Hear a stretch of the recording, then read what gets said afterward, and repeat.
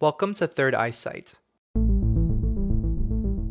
I'm your host, Juan Francisco, and I'm a spiritual intuitive who practices tarot card reading and mediumship. I've always been super curious about the supernatural and paranormal, and I'm here to share my stories and interview folks who want to share their own stories. Let's get to it. I'm here with Samara Ariel, and it's so great to have you. I've known Samara. We met once in person, and then we connected on Instagram. We have yet to meet in person again after 2 or 3 years. How are you doing today? Hi, I'm okay. I had a chill day. I'm grateful to be in the world as it is. Great. And so tell us, where are you based and what do you do? I'm based in New York City, around the tri-state area. What do I do? Well, I'm like a youthful, mischievous, non-binary person, performer. I'm a veterinary nurse, and I do what I can. I grew up doing like off-Broadway cabaret and performing as a kid, going to theater camp and theater high school. And I love animals as well. And I got into veterinary medicine and hope to pursue that as well throughout my whole life and kind of combine the two. So that's kind of what I do. Yeah. So I know we connected because we met at the Morris-Jumel Mansion, which we're going to get into that in just a couple minutes. Oh, yeah. That was an interesting night. And some people have seen my videos from that night, your video from that night. But first, what is your history with the paranormal? Do you have any experiences you had growing up? Oh my gosh. So, okay, well, I actually am adopted from Colombia. So I was born in Colombia as an orphan. I was put in a Jewish orphanage and I was adopted at 5 months. So I'm basically like a New York kid, and it's crazy. And I feel from New York, and also I guess like my heritage and my roots, like I never really got to know my roots as much. But I know how much mysticism and brujeria and so much stuff is within the Colombian DNA and culture. And I've always been drawn to witchy stuff like that ever since I was a kid. And then again, like I said, being in New York, there's so much deep history here that I feel like we're always surrounded by it. And so as a kid, like I feel like I would have imaginary friends, I would see things, and I was very into that, close to the veil, I guess, per se. And as I grew up, I'd watch paranormal shows and I'd just be a big believer in it, as well as the people around me would too. They weren't close-minded, because before I was around, my house actually had like energy in it, and my parents had to deal with that, and they healthily got rid of it. So like I just know that my parents and my family have dealt with stuff like that too. And I feel like more so now that I feel like in the spiritual up and coming new wave of things, more people believe in it now more than ever. And so I've just always been drawn to it. And then having experiences now as an older person, for sure. Not only just the Morris-Jumel Mansion, but I feel like I said, growing up, I feel like I've had this deep connection with stuff like that without even knowing what it was. Like I would see things and I would feel things, and learning that I'm an empath, and especially also an animal empath. When you get to know animals, like nature and everything doesn't lie. They feel everything and they just know. So also having animals growing up, you know, having a dog bark at a wall and you're like, what is that? And a lot of people can experience that even if they don't even know what's going on. It's always around. And I find it very interesting that some people are closed-minded to it, or find it strange, because it's just a part of us. Life and death is a part of us. Every time I'd walk into a haunted per se, or active, I guess, per se place, even when I was younger, I would get tingles in the back of my neck. I would feel like drawn to places. You could feel the heaviness and within rooms and energy. And that's what got me kind of into loving history as well. So because once you know the history, which is again big in we'll get to that in the mansion, when you speak and remember the history of these places on the grounds that you're standing on, it's still there. There's lots of layers and it comes alive. And it's just been continuously proven to me through my own experiences in my life and through other people who I've collectively come to connect with through that as well. Yeah, that was a wonderful introduction. And I'm curious, where was your first ever paranormal investigation you experienced? Well, like an actual one was the mansion, Mhm. which is one of, I think, if not one of the most sacred places in New York, period, in New York City, specifically New York City, because there's so much, like over 200 years, fact check me, but over 260 years plus of history there, and the forming of New York and the people that came from the mansion. So I attended a public investigation about 2017, I would say, through Vinny Carbone, who at the time did the paranormal investigation at the mansion, and he is one of, shout out to him, all praises to I him, love because Vinny. Vinny's he awesome. is one of the most beautiful humans I think I'll ever meet ever. He's just like such a force and such a kind heart, and is so good at what he does, and he's just boundless. Like he could do anything. And he just ran those so well, and I was so captivated, not only with the house and everything that is happening in the paranormal investigations, but the way that he is so passionate about everything. And I feel that because as well, I feel like he is very bonded with the house, and I feel like I'll get to this, but I guess I'll say it, like the spirits are very intuitive, point blank. And it's even funny because there was a BuzzFeed, you can look this up, there was a BuzzFeed team where they paranormal investigate. I believe they're called not the Try Guys, it's the other people, and they went to the mansion, and the ghosts the entire time, look this up, it's on their comments, the ghosts all the time are like, who is this? Is this Vinny? Hello, is this Vinny? Because I feel like people who, if they go to this house, they need to pay their, not only do they need to pay their respects, but like I feel like that team personally, they kind of came in like chaotically, and like, Mm. and they kind of, so the spirits were like looking for that same like thing, and they were specifically asking for, it's in the video, like they're I asking for need his to name. look that up. That is, it's It's almost, insane. they're like, hey, you're here, but where's Vinny? Like, Yeah, that's yeah. And amazing. I just it blew my mind because, and also I've heard the ghost call for other staff members who are very bonded with the house before, and but especially it just means so much to, that's a point, is what I'm saying, that for someone to bond and show respect and run the thing so well, for them to almost remember, because getting into it, I guess I believe that beyond the veil, love and memory doesn't go away, and the things that you pride yourself on, if you continue to be here as, I guess, a ghost or within this kind of realm, I feel like you want to be around your stuff, you want to be around your post, you want to, whether it's intelligent haunting or residual haunting, um I feel like they have the right to do that. So the fact Yeah. that you could pay respect, and that 200 years later you'll remember somebody who paid you respect, it's a huge thing, it's a real energy, it's real, to me. So I think that was just so poignant to me, not only that they kind of came in, the BuzzFeed team, and not as well as people have ran it, or as much respect that they gave. So Yeah, and I for don't know. folks who don't know, the Morris-Jumel Mansion, it's in the Sugar Hill neighborhood of New York City in Manhattan, and it's in the 160s in terms of the streets and the grid. Yeah, And Washington Heights. yeah, exactly, Washington Heights area. And I did an earlier episode on Moreshima Mansion. I actually recorded the episode there. And the experiences that I described in that episode that I had at the mansion that night I did an investigation was the same night I met Samara. So what do you Yes. remember from that night meeting each other?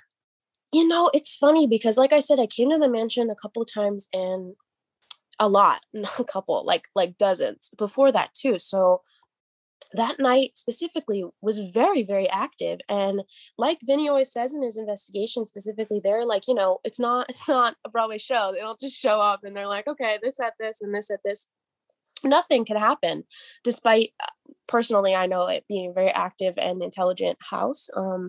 It's everything's temperamental. So the fact that night was very special, but what I do remember, because I've been there dozens of times, but that night does stand out because you walked in, and I, outside the house, immediately was drawn to your energy. I'm not just saying this. This is very, very real. And why we're Wow. so, because I respect you so much. And um, I was drawn to your energy, and I was like, hey, you.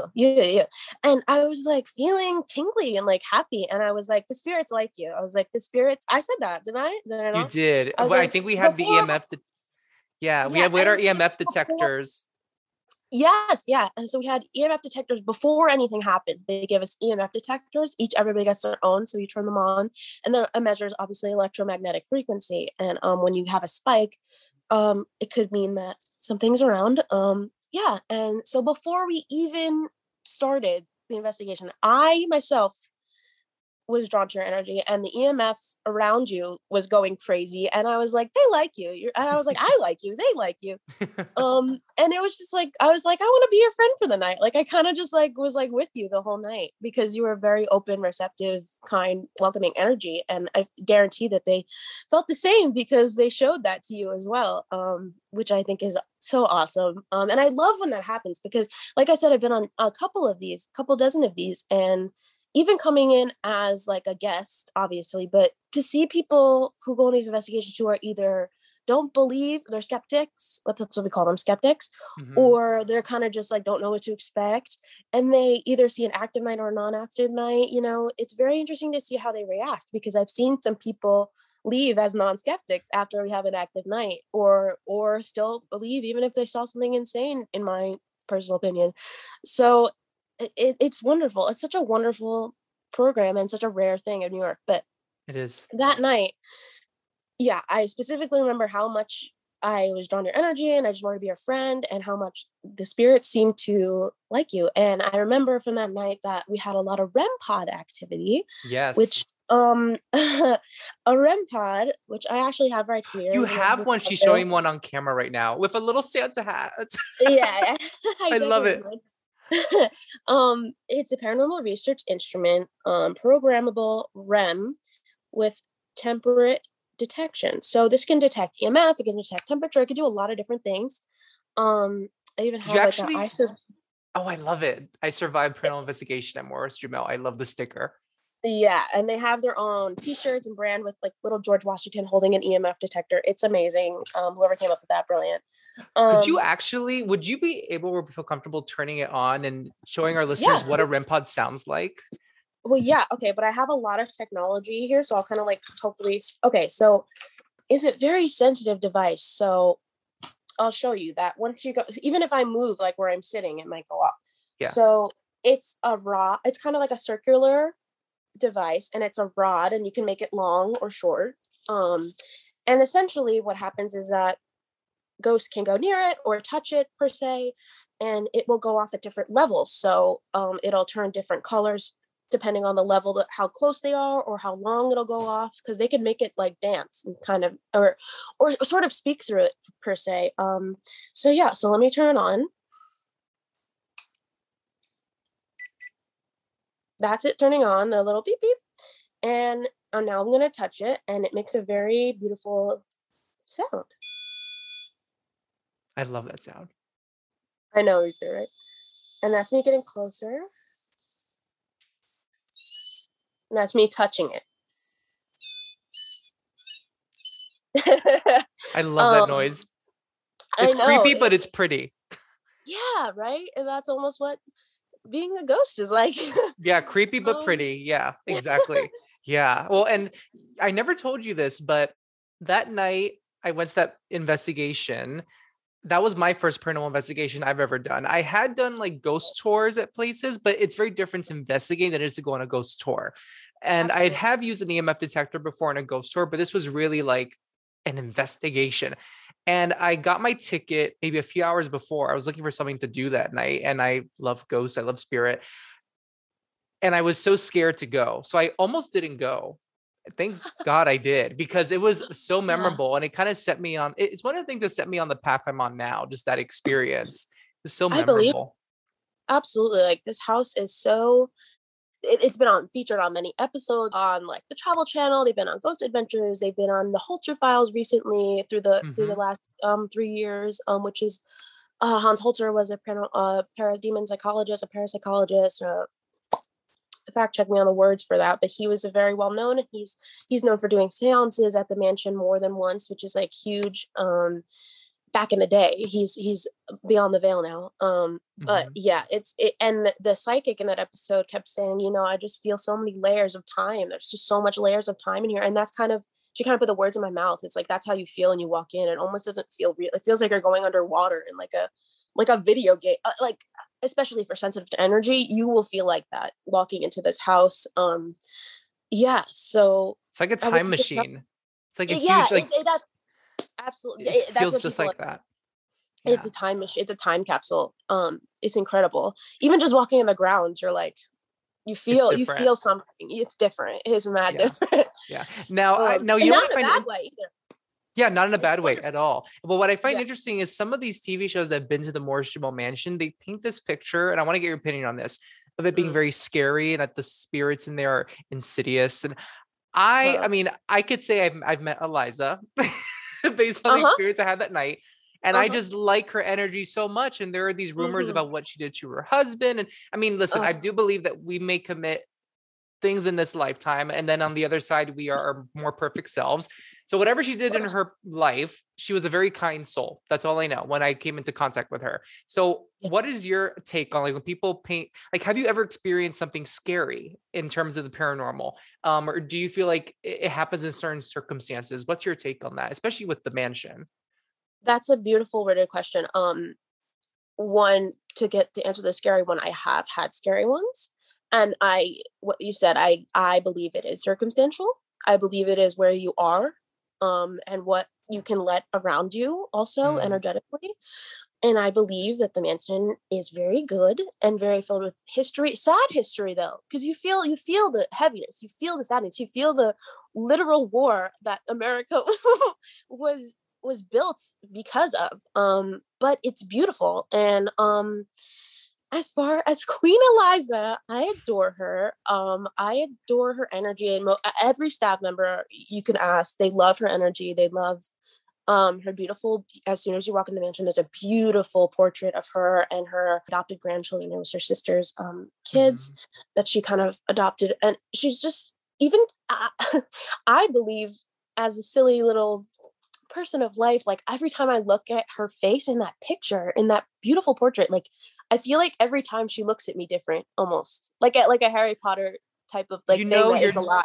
that's not weird, because when I look at that portrait, I feel like I'm really seeing into her soul. It's really Yeah. odd. I've Yeah. never felt that before about a portrait. I don't think I have. Yeah. Yeah, and I've been to the Met. I've been to many art things, and that painting is alive. Yeah. um, yeah, it's a beautiful. It's marvelous. And yeah, so every time I feel like I come in, I and every most people who work there, they say good hello, Liza. Like they she's a person I feel like you will see, and I feel, and I immensely encourage that you honor when you walk in.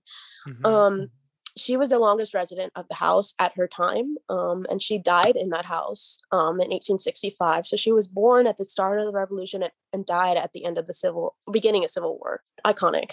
Um, You've and seen it all.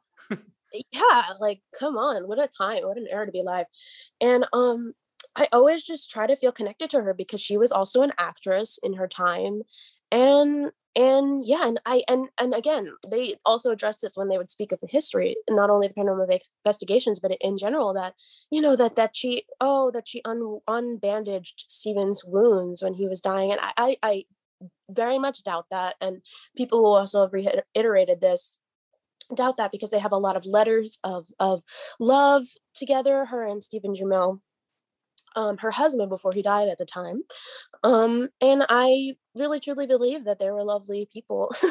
Yeah, And I I feel like can't, she was misunderstood, and that there was yeah. this rumor created. I mean, I really Oh don't yeah. feel like she did anything to her husband. I really don't feel it. As well as that she was an immigrant, so technically, so, and an actress and the richest woman of her time. Yes, she So was which is important. I should have emphasized this like badass. 10 minutes ago. That is unheard of at the Yeah. time, like unheard of. So I believe that people, exactly, jealousy, jealousy, jealousy. They just wanted to, reprimand her name somehow and just paint that weird misunderstood picture of her when she's absolutely not. And you could feel, like I said, when you feel her, if you're open to that and respect her, she will greet you. And yeah, and it's just amazing. Some stories I've heard of like past staff members who are wonderful, who I'm just so glad I'm still connected to, and just people who have done plays there. Just everybody who I'm still connected to from the house is just a beautiful, wonderful person. one of the former workers there said that one time a psychic came in and they said, and they repeat this a lot. They repeat a lot of the things I'm going to say. So it's not just me making it up.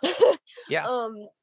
Just to put on record, but there was a psychic in there. She said, "Oh, Eliza's going to bed and she's not here right now," and just a lot of different things like that. Or they say like, "Oh, Eliza likes you," and sometimes she'll like toss your hair or like breeze your like they there's people who are receptive as psychics and they can feel that and read that. So I think that's so fascinating, especially with how poignant her energy is. And for somebody who I feel that the mansion has, as someone who's not a complete medium at all, but kind of working towards it and working on it and believing in it. For me personally, like this house has helped me with my spiritual gifts, whatever they may become and may be, because I felt extremely attached to the house from the beginning since I found it. But I feel like when you're open to the energies there, they will reach you and you will feel it. I get my hairs in the back of my neck, and specifically Eliza, like you said, she feels like a warm energy. You respect her history in the house. I see her in the photo every time and I greet her and I feel like she looks at me either with approval or disapproval, or she'll like I not really today, do. not today. Yeah, yeah, for real. I really do. And I'm like, I did good, Eliza. Like, I'm doing good in life. Like, I kind of like pinned her to like this thing where like I want to like tell her stuff. Like that's how much the painting speaks to me. It really does. And not only her painting, but her room Yeah. upstairs. If we want to talk about the investigation of what happened, her room can be very active, especially when there are women in her room, because at the time that's what they would like to do in the investigations. They would sometimes split up the women into her room and then other people into the Washington room or Aaron Burr's room or the other The dude's room. family room and down the hall. So when you have female energy in there, I've seen some crazy things happen, and the current staff who still works there, who are wonderful, know that I was there those nights and they have experienced it with me. So I'm not just, again, not making this up. I promise. We have smelled her perfume. I've smelled her I perfume believe it. quite a few times. And I always like to say that, this is not somebody who walked in the building and is wearing Britney Spears 2006 perfume or whatever. It's like 1776 beautiful but older, rosy, womanly. I've never smelled anything like that, and it goes away. It's always in like one pocket of the room. Like I remember one time where we really smelled it, as well as the people who worked there. Like we all kind of like stood on our tippy toes and smelled this like one pocket of like air, and it smelled like her beautiful perfume. And again, I've smelled it before, so it's consistent as well. Like it's her smell of, I guess, what she wants to put out and present in the physical. That's amazing. It's incredible. And I've never had other sense besides feeling or getting downloads experience. So that was and still is my first and only incredible and very real smelling paranormal experience. Were you the only one smelling it, or were the group of you smelling it? Everybody in the room smelled it. This is the crazy. Skeptics, everybody, they could smell it. Like they were like, "What is that?" And some people were like, "Wow," and we were like, "That's Eliza's perfume. Like you could believe us or not, but like it's right there. Like go smell it." Like, I mean, I'm paraphrasing, but of course, but really, that's how poignant it was. And again, like I said, I smelled it maybe 2 times or a time before that, and then after that, and so not only did I smell it and have smelled it, everybody else in the room who have came for the first time smelled it, and it was incredible.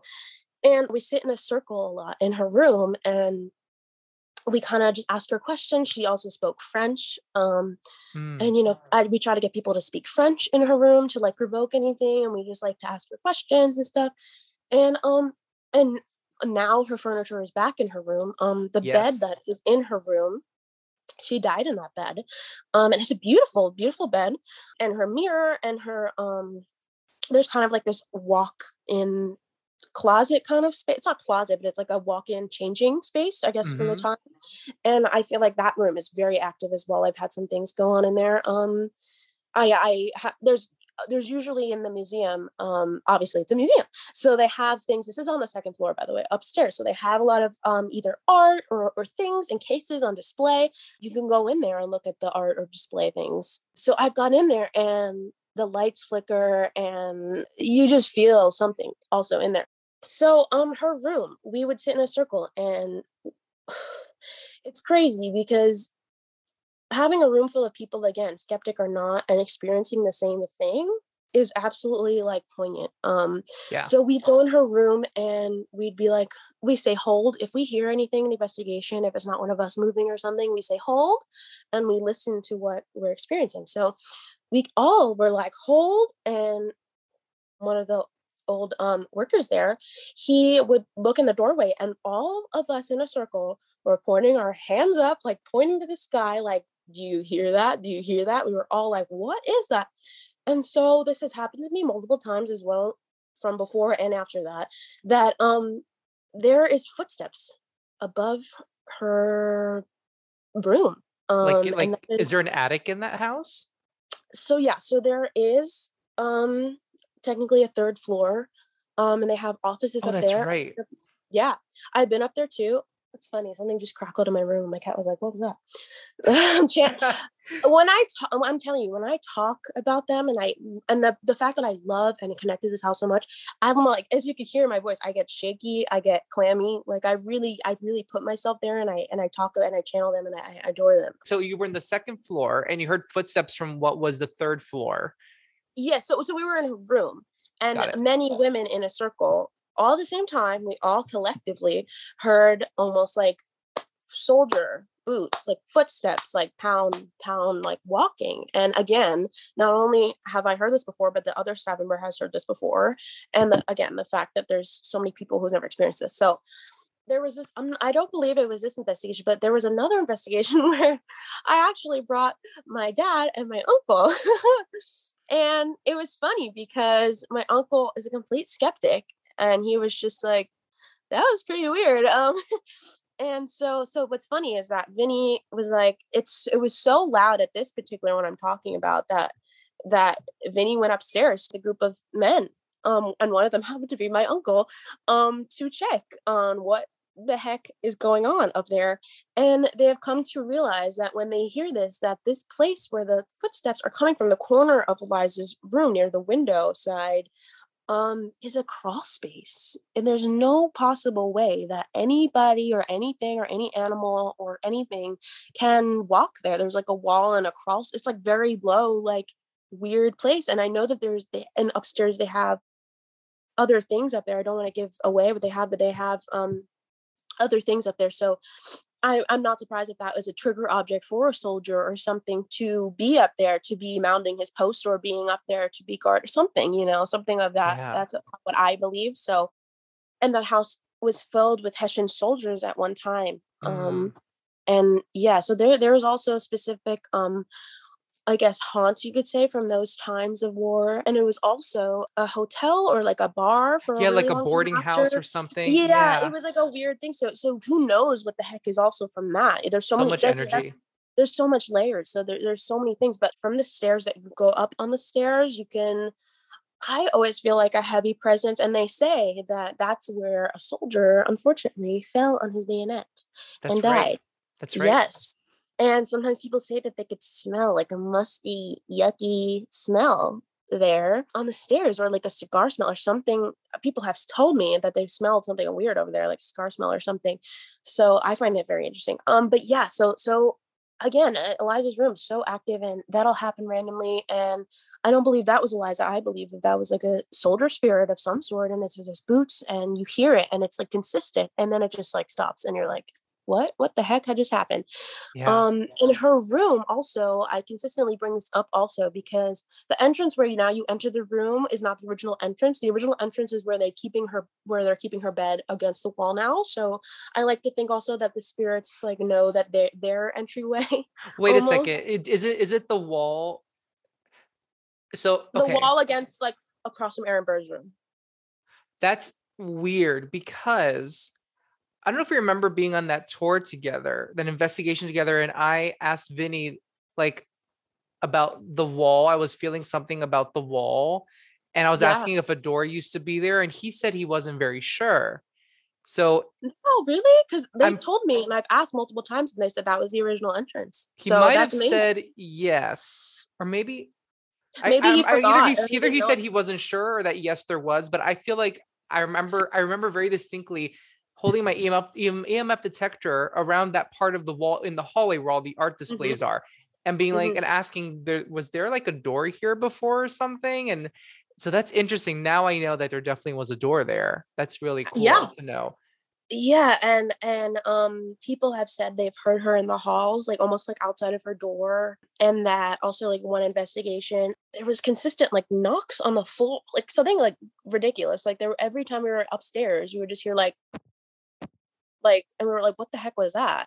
And Vinny would keep holding, and even people, I remember there was an older couple there, they were standing right near where the door was almost. So I don't know. I Mm. just find it very interesting. I don't know if it means knocking the door or if there are people, spirits going in and out of that. It was just very interesting that kind of area also specifically in that little hallway has that kind of activity. This is so interesting. And I want to put a cap on the Morris-Jumel storytelling here and ask you, have you actually been to Eliza Jamel's grave, her burial resting place? I believe I've been in the cemetery, but I haven't gone to her grave. It's not Um, easy to find. I actually went yeah. to it 3 months ago, and it's unfortunately a really old and not very well taken care of grave. I kind of want to like, I don't know, clean it up. Yeah. I'll Maybe go we with should go in. you. Yeah, bring her flowers. I feel like she Samara and likes Juan. Yeah. things. Oh, that'd be so cool. We go and give her flowers. So yeah, it's her and I would love Steven. that. And I looked Yeah. in and it's very not taken care of. So, but Mhm. I'll send you, I took some pictures. I'll send them to you, but it's so nice to like have that, these experiences in that house and then go and see where she's resting in Trinity Yeah. Cemetery. It's just so lovely. Yeah, it is Trinity Cemetery. I mean, I don't know her body's resting, but her she's pretty active. Oh, She's she's going, going, going. Well, I'm wondering, like, for someone like yourself who's been on many paranormal investigations, what do you recommend to somebody who's going on their very first investigation? What should they expect? Is there a way they should prepare? Is there a way that you prepare? I highly suggest going with someone who has going to a planned historic location. I highly do not suggest going to abandoned buildings or just going off on your own. I find that extremely unsafe. I like to go when I would investigate or even just walking around grounds and doing my own energy work and trying to have an open experience. I highly suggest doing that and being with someone who has an experience or writing down stuff you want. I mean, feel free to invest in paranormal That thing. equipment, an EMF detector. It depends because if if you're in a public place and you can't kind of like do your own thing, if you're doing one in your own home or a house and that you have your space, I highly suggest tools. I highly suggest always being respectful, knowing the history of where you're going, no matter how big or small the history is, getting to feel the space and how you feel in the space. If you feel sick or just like I should not be here, like definitely don't do that. Or if you want to, know more questions, or you're curious, and it's a historic place and something I welcome it to just to always be respectful. And if you want gear, you can. There's also crazily, there's an app on your phone where I actually use and I find it reliable. There's an app, I forget the name, where it kind of pops up a word bank. And sure, like some of them are programmed, some of them could be random, but I've had very, very interesting things pop up on this word app that I turn my service off, I turn like the sound off and whatever. And the fact that it would just randomly come up with this word from the air, from like your phone, like it's incredible. So I highly suggest anything that the spirits, the ghosts, the spirits, whatever you want to say in the most objective way, can interact with you, because that's the point of the investigation. Getting from what you feel, also being intuitive, would be Yeah, really great. And writing it down, taking crystals with you. Sure, I take crystals with me. I started Um, doing that too. Yeah. yeah, yeah, Well, tell us a little bit about you mentioned energy work that you do sometimes before an investigation or surrounding an yeah. investigation. What does that involve? I picture white light around myself. I talk to my spirit guides, just like, please, have protection over me, just in case. I don't want anything to bring home. I don't want to interact with anything that is not of love and light, and just even if it's a sad spirit, like if it's part of like the history, I'd respect it, and I wouldn't mind getting, a download or something from that. But just like nothing bad, nothing. I pictures like spiritually like protection. And you also can use Florida water, you can use holy water, you could use sage. I actually have like Palo Santo and sage sprays. So I That spray is that around my so cool aura. you say that to me right now because, and okay, this is just a moment of synchronicity I'm having right now that you just mentioned spray. So, And Florida water spray and as Florida well. water spray, because I just got a notice from my building that, okay, I may be the culprit, but I've been burning a lot of sage for the past few months. And my building just put a notice saying that on my floor, there have been complaints about smoke scent. And people don't know if, I guess people don't know if it's someone smoking something or someone just something burning. And so I asked my building, I'm waiting for a response like, can we burn incense and sage? And my neighbors are telling me, no, we can't based on the lease. So I was worrying right before this episode about what do I use to cleanse my space? And a friend told me they do have sprays out there. So the fact that you just mentioned sprays is huge validation for me. And it's perfect synchronicity. So I'm going to look into sprays to cleanse Oh yeah, myself in I my can. space.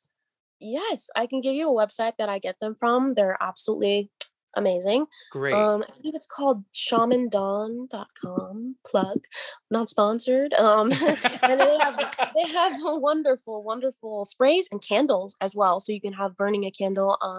But just be careful if anyone has pets at home. Mm. Essential oils and anything like that, burning stuff can be toxic to them, especially um cats and small animals and stuff. So just be careful and mindful of ingredients as well, doing all this stuff, because a lot of witchy stuff has interesting stuff in it. I do want to say that I am very connected to that house. Not only do I love it and love the experiences, but the history there. There's a date, September 14th, where Washington stayed at the house and started the Battle of Washington Heights, as well as years later, we did not mention, but I'll mention this now, that after Stephen Jumel passed, that Eliza Jumel was married to the exiled Vice President Aaron Burr, who Mm-hmm. was not very lovely to Aaron her Burr, sir. or Yes. yeah, For all you yeah, Hamilton fans, yeah, me. he was a little me, literally me.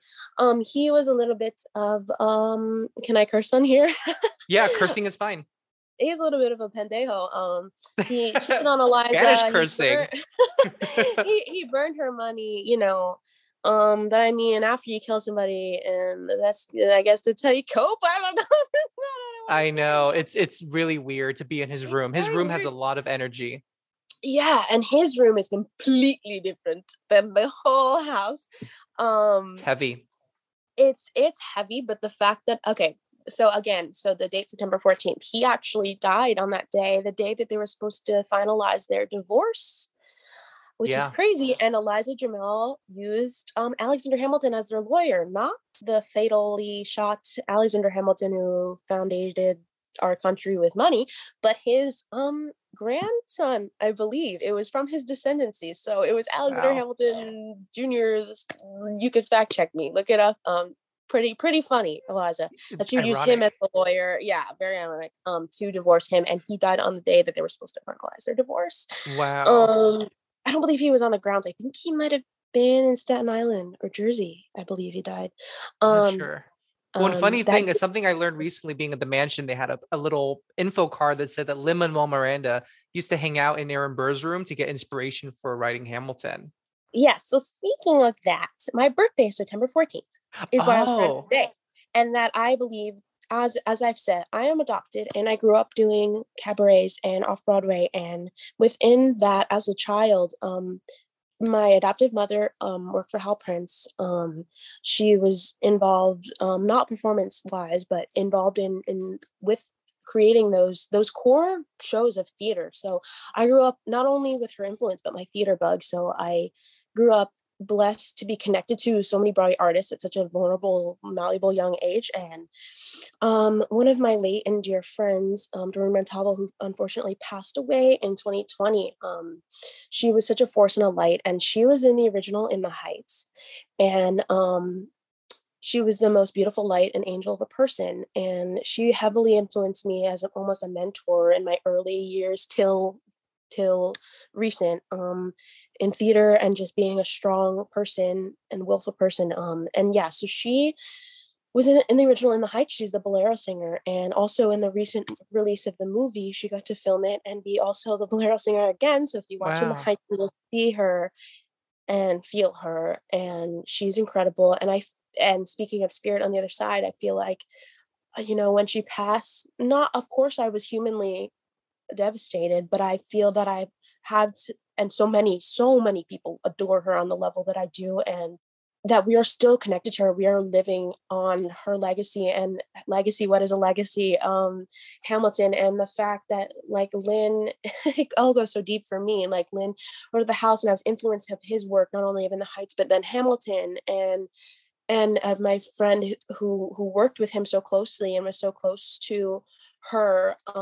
I feel that Lin and the history of this house kind of tie into my life. Like, I feel like, I like to say that I think I've had a past connection, a past life to this house, because of the weird alignments, synchronicities with the dates, because of the weird alignments of my life growing up, working and being and loving Lin-Manuel Miranda's works. And this was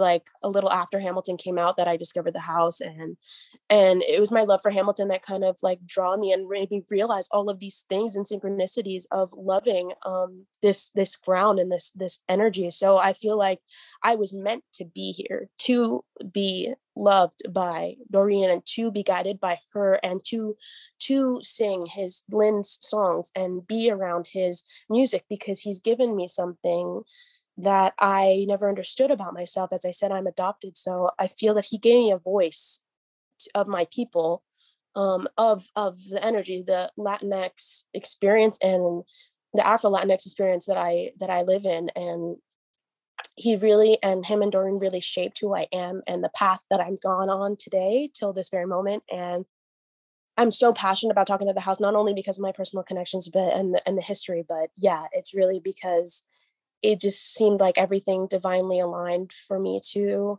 understand why I'm here, and why I feel that I want to be a voice for this house and for this history, and especially be in Hamilton one day. Yeah. But not only that, it's just like, it's really crazy to me. And then when I explain this to people that I'm very close with, they're like, that's really freaky. Like, I've never heard of It's somebody so have. full circle. Yeah. Yeah. Yeah. And so he did write. And not only did he write some of the songs, but he wrote Wait for It in the house. I did not And know that. yes, he Oh, wrote and that Aaron song Burr. is, to me, is my favorite, my personal favorite in the show. That is as well my personal favorite, because And I relate to Aaron Burr. I relate to Hamilton with his fast energy and his pace, but I really relate to Burr because I feel like I have a lot of anxiety, and I have a lot of regret or imposter syndrome, and I feel like I'm always waiting for it. I'm always seeing, a friend go off and do something, and I'm like become this huge thing, and I'm still low key. I'm still waiting for it. I'm always like in the background, no, like I'm gonna come up from under and just kind of like click, boom, explode, like somehow, like every line that Burr says, I relate to on a spiritual level that I don't even think I can understand. I know, me And I really too. don't I It really moves don't me. even mean to sound cheesy, but yeah, Nope. it really. And the fact that he wrote Wait for It in Aaron Burr's room on the steps of the house and also on the subway. So there's a Song Explorer documentary on Netflix. It's called Song Explorer, and Lin-Manuel Miranda and Alex Lacamoire and Thomas Kail, who's the director of Hamilton, and Alex Lacamoire also did the orchestrations and also music with him. So they all talk about writing Wait for It, and they film it at the Morris-Jumel Mansion. So you guys should watch that, because I remember that day as well, because I still had staff members who I admired who were there. And I remember when they said, yeah, Lin was here the other day, and you would have loved it. That's um, amazing. yeah. And the fact, everything he explains in that episode explains basically what I just tried to explain on this podcast for anybody listening, that everything he wrote about Hamilton kind of correlates in my own way, and speaking for me. Everything, the song, the way he speaks, like it could speak for my connection to the house and to my life, and full circle of like what my life kind of is becoming and is and will become. And yeah, it's insane. And he basically also wishes he was Burr. You'll see, he talks about it, he's like almost like, wow, like I'm so connected to this. And I think it's just some sort of crazy frequency, man. Like it's It's just a this time. divine, it's a divine inspiration. Well, I Absolutely. used to live in Lin-Manuel Miranda's college building. Well, when he was in college, he used to live in a certain building Yeah. in Inwood where I used to live, and I lived in that Yeah. building.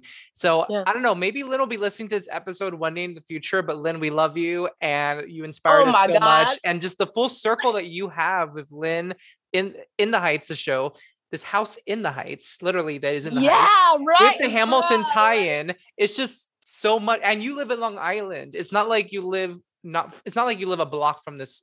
You don't live even in Manhattan or in, it's, I used to live in Manhattan. oh, got it. Near it. Okay.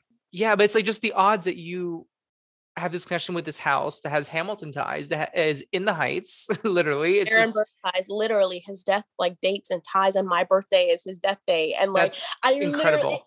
I feel like I want to go to some more advanced person or numerologist. Just like I've gone to numerology, who I think are wonderful as well, but I know that there's something to it, and I question myself. I'm like, am I making this up in my head? Or but every time it like proves to me the energy when I go there, I feel something in me that like is definitely, I had a connection there. I wouldn't be surprised if psychic was like, oh yeah, you were this and this and this to him, and that's why you were here, and I was put Yeah. in this life, in this young life now. Yeah, I feel like I'm an extremely old soul, and I'm recycled here for a specific reason, and I feel it's to tell this my story, and who lives or dies or tells your story, That's and right. and Hamilton, to Hamilton. do that. And also a huge part of it is the mansion. A huge part of it is the influence of my late and great friend. A huge part of it is theater. It all connects because theater empathetically changes the frequency of how we think and how history changes. So I I think it love all I love connects. that. I love how you just said that theater energetically changes the frequency of how we relate to other people, Your or mind, empathy. it influences your mind, and it changes the I way love that. you would approach people. And having a collective experience of empathy in a theater, having a sea of laughter, a sea of feeling what you're witnessing is just such a magical, nothing else is like that. Even in a movie theater as well, just watching, but live theater is just specifically insane. Yeah. It's magic. They go up there and they kind of go into this fog and the portal, and I feel like why Broadway is a thing is like we have to be telling these stories. We have a reason to be continuing over and over again. It's why I'm wearing a Hadestown shirt. It's why I love Yes. Hadestown well, that the myth we have to tell. We sing it again and again. We have to tell this story. I believe acting is a form of, and maybe not the same degree, but I believe acting is a form of channeling, as is singing, any art form. Oh I yeah. really do believe that. Yeah. Oh, and I just really quick, I didn't mention that I am a singer, and when I And do a sing in great singer too. You're a wonderful singer. thank you so much. Yeah, and despite my low voice right now, I do sing very high soprano and operatic. Besides my New York vocal fry, I do sing quite high in the stratosphere. So I as well love to sing in historic well-known active places, and I sing a lot in the mansion. I would always be quite annoying to Vinny and be like, can I sing right now? I just want to show him what they do with the equipment and when I sing. And he's like, no, not today. Or like we'll be like, all right. Or just, and when I actually have had my own private investigations at the mansion at one time, and I literally sang the entire time, and the REM pods and the equipment would be like, woo, yeah. So they voice and light spirits are attracted to. So when I would sing like a big high note, they would, and especially if it's old and stuff, kind of to their tone, their time, like that's called it's called an effect. I have to get back to you on that, but it's a Singapore effect. Thank you, brain. The Singapore effect, where you would play stuff from that time, or music or anything to get them to be provoked, or get them to be like, hey, I know that song, or hey, that was me, or hey, especially when you say their name, like that's when we start talking about Washington in the house, or whatever, like they'll just be like, hey, that was me, and they'll let you know, like it's amazing. And so I'll sing in the house and the equipment goes crazy, point blank. Like I have some videos of me singing in the house, and you'll see the REM pod or the EMF spiking incredibly. So if you personally want to DM me to see them, feel free to. Including me. I want to see those. I really want to Yeah, see I will those. send this That to you. sounds cool. Yeah, and I as well filmed. This was my first technically active thing in the house, because I was very blessed to get to know the staff who worked there at the time. So this was in 2017 that I got to film a Hamilton related video in the house. I love And that. I got to sing Burn, which I want to update it because I feel like my voice has only gotten stronger through my experiences in my life. So I want to update it, but it is still, I still am proud of it because of the beautiful visuals that it is. Because of the house, I filmed it in the parlor room where actually Liza and Bird got married. Mm, And it's crazy because they recently refurnished the whole house. they did. So there's now yellow in that room, but at the time there was this beautiful, which is my favorite color personally, this teal kind of action design going on. So I got to like kind of preserve that with my own energy. How cool was that? So I sang Burn in the house and I did it over and over and over again. And I was in that room and I feel like I was just like, and that's how I feel Lin like can write so easily. And it came to him that these spirits were like, yes, do this, or like feel this, because this is our truth. Like you feel the layers. So it was an amazing experience. And I feel like the video came out quite good despite me being hard on myself that I want to improve it. But and as well, so when I was taking a break filming it, I was talking to a staff member and my camera where I was filming it, I put it on the mantle of that room. There's a fireplace and a mantle in that room. And Mhm. I didn't use flash or anything. I just used like the basic, like I had like a Nikon camera. And like I said, it was off because I took a break from filming and I was talking to the staff member within the doorway. And my camera all of a sudden on the mantle popped up, like the flash like popped up and kind of like moved a little bit. And then the lanyard that you would put around your neck kind of Mhm. was like swinging off the mantle, like kind of like dangling, like as if somebody just like boop, like just messed with it That a little bit. is insane. And we were both like, oh, did you just see that? That's um insane. Wow. and it was kind of like, hey, like we like your stuff, keep going, like it Yeah. was Oh so my goodness. funny.